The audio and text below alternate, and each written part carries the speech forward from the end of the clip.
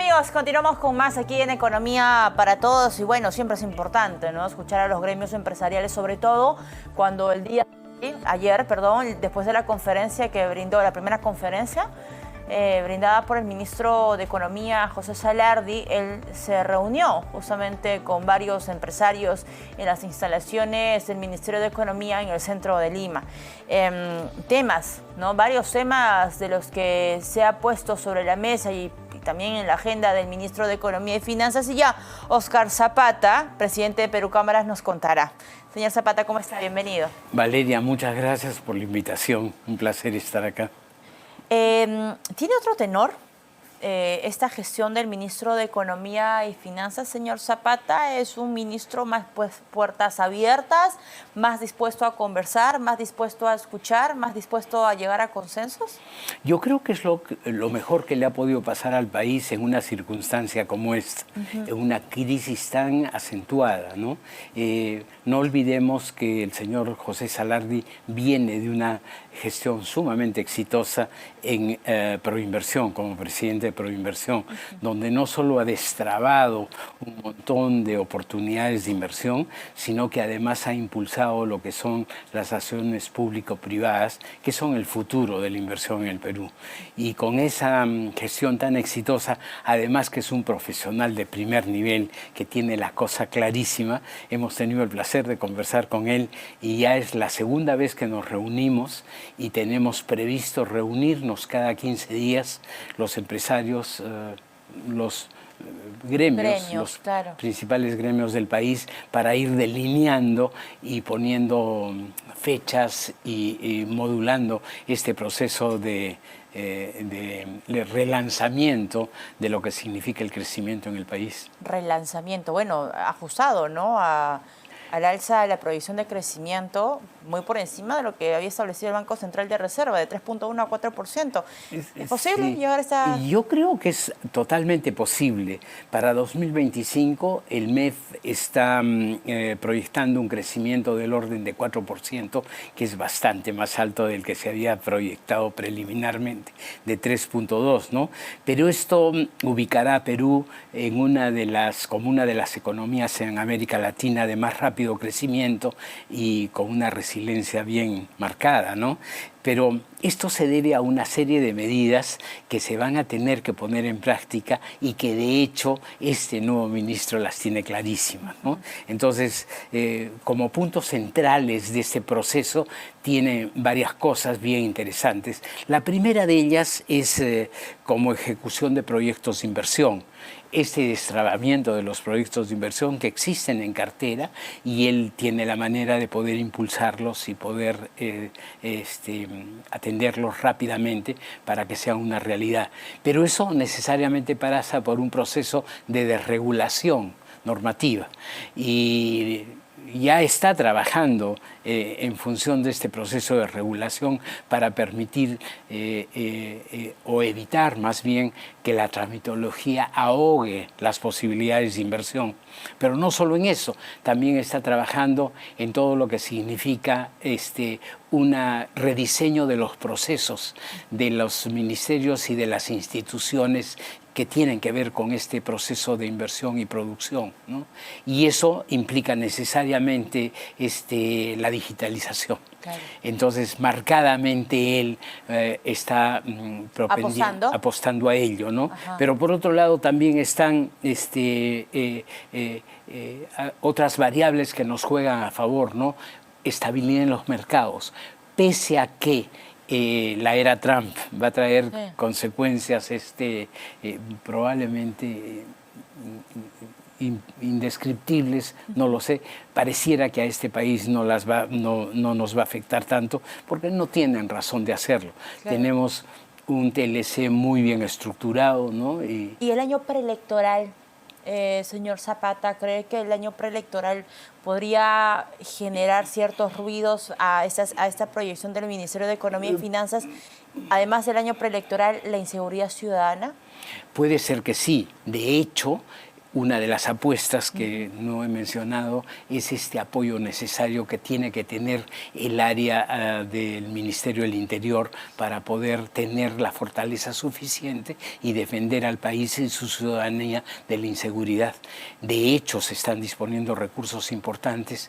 No sé por qué antes no lo hacían, no lo tenían claro y hoy día sí lo tienen. Ahora, sí, permíteme ahí interrumpirlo un minuto, señor Zapata. Otra de las mochilas o los desafíos, ¿no? Vamos a ponerlo en esos términos, que tiene el Ministerio de Economía y Finanzas es cumplir con la regla fiscal. Y esto implica respetar la cifra del 2.2% que él mismo se ha puesto para como meta para este 2025, el del déficit fiscal. Ustedes, desde los gremios, ha sido de los temas que más digamos, más luz le han puesto a la hora de conversar con el señor Salardi?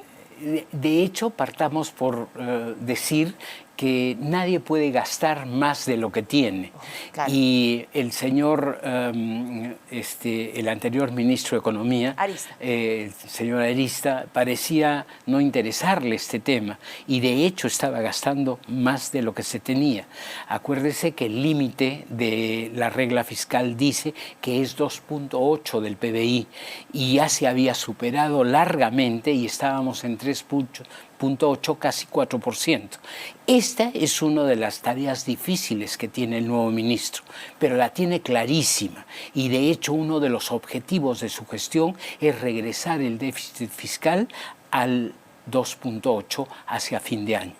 Y es totalmente posible con todas las acciones que le he mencionado y muchas otras más que se van a tener que poner en práctica. Claro. Una de ellas es simplemente la dureza con la que tiene que gestionarse la economía.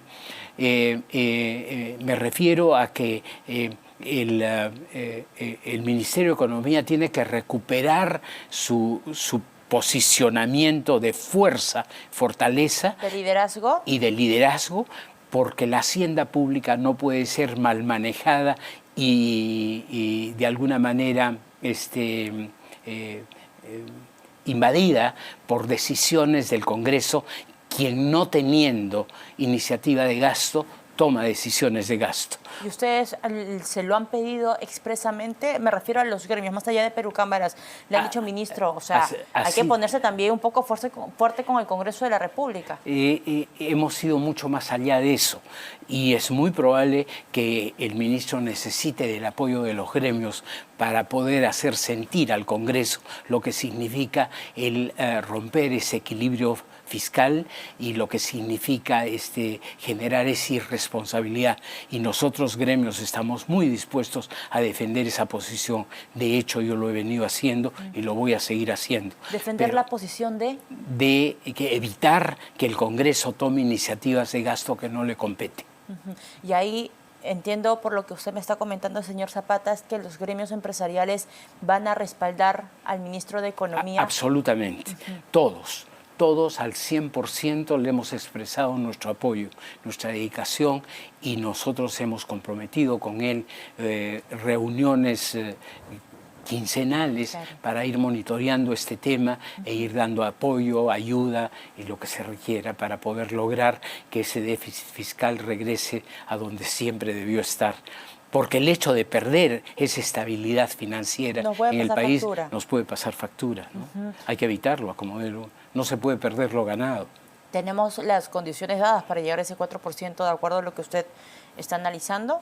¿Ustedes lo han conversado ayer con los gremios? Totalmente. Están todas las condiciones dadas para hacerlo. Esto implica, como le he indicado, políticas de inversión, dinamizar la economía, anular la burocracia. Y combatir la inseguridad ciudadana también. Ese es uno de los factores más relevantes, más importantes, que de hecho se viene haciendo, pero no tan profesionalmente. Se va a tener que mejorar ese aspecto, pero básicamente con recursos, ¿no? Compra de claro, patrulleros y de todo lo necesario para poder combatirla de manera más profesional.